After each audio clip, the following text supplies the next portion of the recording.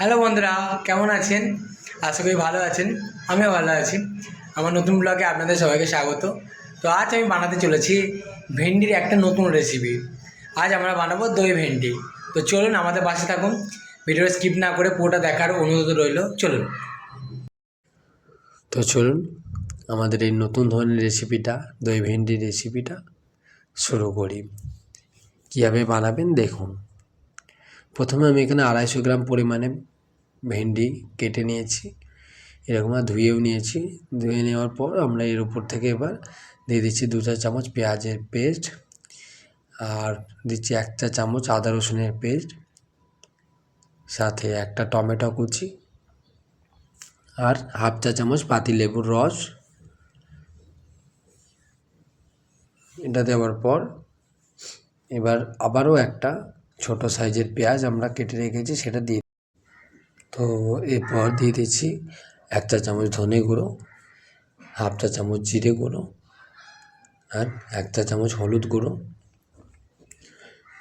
আর পরিমাণ মতো লবণ। এটা দেওয়ার পর আমরা এটাকে ভালো করে ম্যারিনেশন করে নেব। ম্যারিনেশনটা করে নিয়েছি। তো চলো আমি 2 মিনিট থেকে 3 মিনিট মতো রেখে দিলাম। এরপর কড়াইটা চাপিয়ে নিলাম। কড়াইটা চাপিয়ে নিয়ে পরিমাণ মতো তেল দিয়ে দিলাম। দেওয়ার পরে 1 চা দারচিনির টুকরো আর 2টো এলাচ, আর সাথে সামান্য কালো জিরা, সামান্য গোটা জিরে দেওয়ার পর ভালোভাবে মিশিয়ে নিচ্ছি। মিশিয়ে নেওয়ার পর আমরা যে ম্যারিনেশন করা ভেন্ডিটা সেটা দিয়ে দিচ্ছি।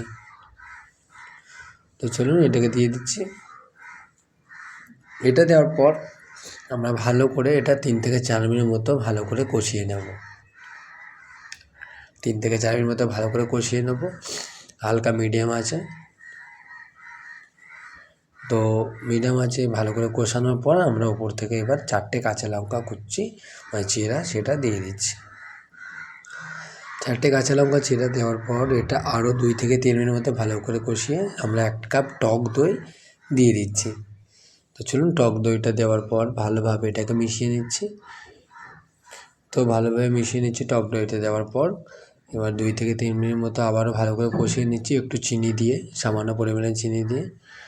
তো ভালো করে কষিয়ে নিয়ে সামান্য পরিমাণে গ্রেভি করার জন্য আমরা জল দিয়ে দিলাম। তো জলটা দিয়ে দিলাম। জল দেওয়ার পর আমরা 15 মিনিট মতো ঢাকা চাপা দিয়ে দেবো। তো চলুন 15 মিনিট পর আমি ফিরে এসেছি। দেখুন আমাদের দই ভেন্ডি রেসিপিটা একদম রেডি হয়ে গেছে। তো চলুন আমরা নামিয়ে নেব।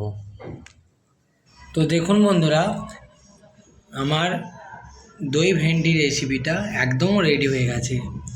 এটা চাইলে আপনারা গরম গরম ভাতের সঙ্গেও খেতে পারেন বা গরম গরম রুটির সঙ্গেও খেতে পারেন। তো বন্ধুরা, ভিডিওটা আজ আমরা এখানেই শেষ করছি। ভিডিওটি ভালো লাগলে অবশ্যই একটা কমেন্ট করবেন, লাইক করে দেবেন, একটা ফলো করে দেবেন। তো আমাদের পাশে থাকবেন এইভাবেই, যেন আমরা আরও নতুন নতুন রেসিপি নিয়ে আপনাদের কাছে হাজির হতে পারি। তো চলুন দেখা হবে নেক্সট কোনো একটা ভিডিওতে। আজকের মতো টাটা।